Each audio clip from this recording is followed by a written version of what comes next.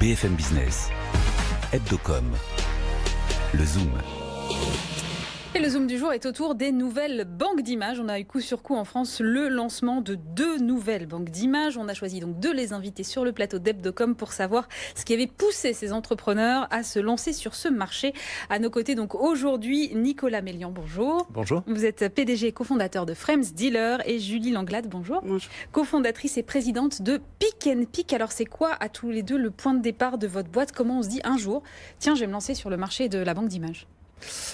Nous concernant, le point de départ, c'est surtout des années et des années de frustration en tant qu'utilisateur de ces fameuses banques, en tant que producteur, en tant que réalisateur ou post-producteur, de se dire on a un recours assez fréquent en fait aux banques d'images et il y a des aspects très très déceptifs. Le premier étant une qualité pour le moins disparate.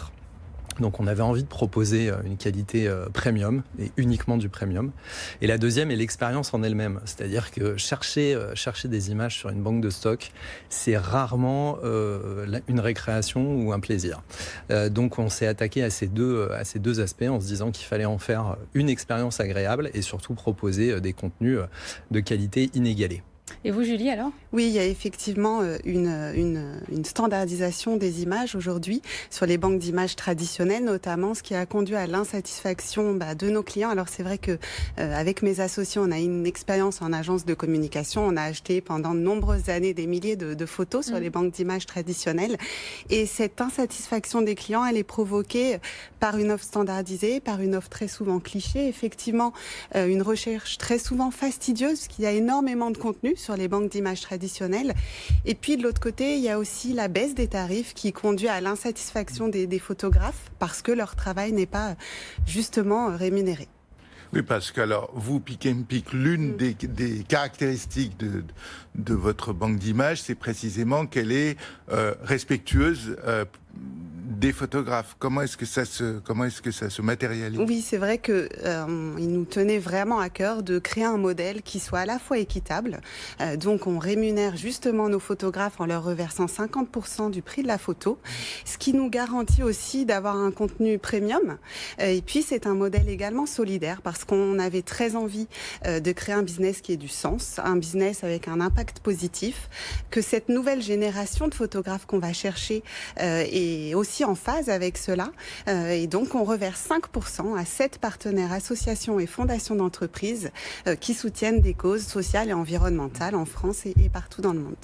Et Nicolas Mélian, comment est-ce que vous allez vous différencier par rapport à ces grandes banques d'images préétablies? Alors en fait, il y a plusieurs points très différenciants. Il y a la façon même dont on chasse les talents. En fait, on va les chercher. On a la chance d'avoir un réseau déjà mondial de directeurs artistiques et de producteurs partenaires établis un petit peu partout dans le monde, notamment sur les marchés stratégiques en termes de signature visuelle, d'originalité aussi de contenu. Donc il y a vraiment la façon même dont on va chasser les talents. Et il y a la façon évidemment dont on propose ces contenus après sur la plateforme. C'est-à-dire que nous, on va vraiment déterrer, c'est une forme d'archéologie presque numérique.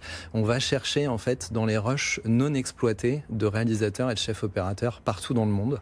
C'est des projets personnels, c'est de la fiction. Ça coûte cher à l'achat? Comment vous faites? Non, l'idée c'était en fait d'avoir un business model, c'est là où le challenge était assez grand à relever, c'était d'avoir un modèle d'affaires où on continue à être concurrentiel, y compris vis-à-vis des grosses plateformes et des gros acteurs existants, tout en assurant une qualité premium homogène. Donc évidemment, c'est assez ambitieux et ça veut dire aussi innover d'un point de vue technologique. C'est pour ça qu'on s'est concentré, en fait, on a fait 2 ans de R&D avant de pouvoir se lancer.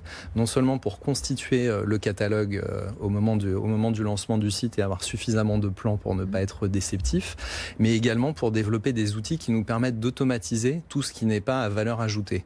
En gros, on a inventé un logiciel qui nous permet de mixer l'intelligence artificielle avec la sensibilité et l'expertise humaine pour assurer une pertinence de résultats inégalée. Et c'est en fait l'agrégation de ces outils et de cette méthodologie un peu de recherche de talent qui fait qu'on arrive à proposer en même temps cette qualité très premium et en même temps des tarifs qui restent concurrentiels et compétitifs. Vous, Julie, vous avez entre autres des Instagrammeurs dans votre offre. Alors c'est vrai que notre offre, on propose de monétiser en fait les photos d'une nouvelle génération de photographes. c'est vrai très souvent qui sont présents sur Instagram, mais ce sont tous soit des amateurs, soit des professionnels, mais en tout cas passionnés par la photo. Et ce qui est intéressant dans cette nouvelle génération-là, c'est qu'ils produisent du contenu dans la vie, du contenu pris sur le vif, instantané, et surtout ils n'ont jamais collaboré avec les banques d'images traditionnelles. Donc ça permet à Pic & Pic de proposer du contenu exclusif qu'on ne trouve pas sur d'autres banques d'images. Et c'est ce qui fait vraiment notre différence. Et j'ajouterais aussi le fait qu'on propose du contenu premium à un prix accessible. On est bien moins cher que le leader du marché. Et comment vous faites pour être bien moins cher ? Tout en rémunérant justement les photographes. C'est un équilibre difficile à trouver, j'imagine. C'est un équilibre difficile et en même temps, cette communauté-là n'est pas la même cible que les communautés de photographes professionnels de chez Getty Images. Et le fait de proposer 50% aux photographes fait que les choses se rééquilibrent. Après, on est beaucoup plus cher que les acteurs low cost. Une photo en moyenne chez Pic & Pic, c'est 150 €. Donc ça reste par rapport à un prix de marché qui est comment ? Parce que là, en gros, le marché, il est divisé en deux. Le leader du marché propose 350-400 € la photo libre de droit et les acteurs low cost proposent des photos à très bas prix, autour de 15 €. Ah ouais, il y a une vraie Donc on se situe vraiment sur une offre middle market. Et comment vous allez faire alors là, l'un et l'autre, justement face aux géants qui... je pense ne restent pas immobiles. Entre autres, Getty s'est constitué en achetant énormément de banques d'images, enfin en constituant aussi son catalogue, etc. Donc, est-ce que vous n'avez pas peur de vous trouver face à des géants qui n'ont pas très envie de vous laisser de la place pour vivre ? Alors, pas vraiment, à vrai dire, parce que c'est vrai que chez Framesdealer, on se définit même pas comme une banque d'images. C'est pas ce qui nous définit. On se définit plus comme un partenaire créatif, dans le sens où, bien évidemment, on met à disposition énormément de contenu préexistant. Mais ce qui est différenciant, notamment, c'est qu'on s'appuie sur un réseau mondial de réalisateurs et de chefs opérateurs qui peuvent également être activables pour faire du sur-mesure.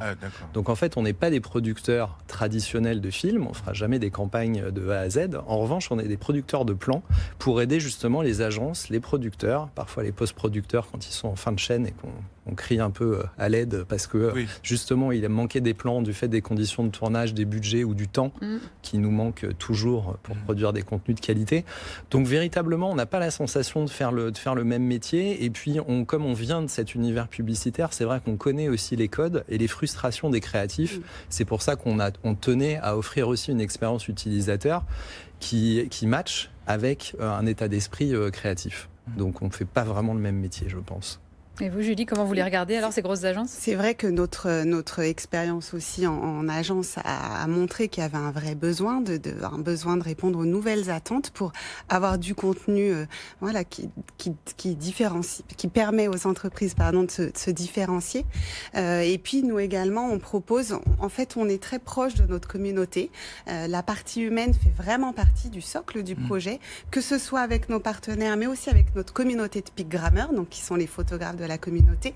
Et donc, effectivement, on propose aussi en fonction des besoins des clients, au-delà de notre collection de photos que vous pouvez voir sur le site picandpic.com, on propose du sur-mesure parce qu'on connaît très bien l'expertise de nos photographes, leur géolocalisation et leur disponibilité. Merci beaucoup Julie Langlade. Je rappelle que vous êtes donc cofondatrice et présidente de Pic & Pic et Nicolas Mélian, PDG et cofondateur de Framesdealer. Merci également à Frédéric Roy, rédacteur en chef de CV News, d'avoir été à mes côtés. On se retrouve bien évidemment la semaine prochaine pour un nouveau numéro d'Hebdocom sur BFM Business. Tout ce qu'il faut savoir sur les marques et leur stratégie de communication. Hebdocom sur BFM Business.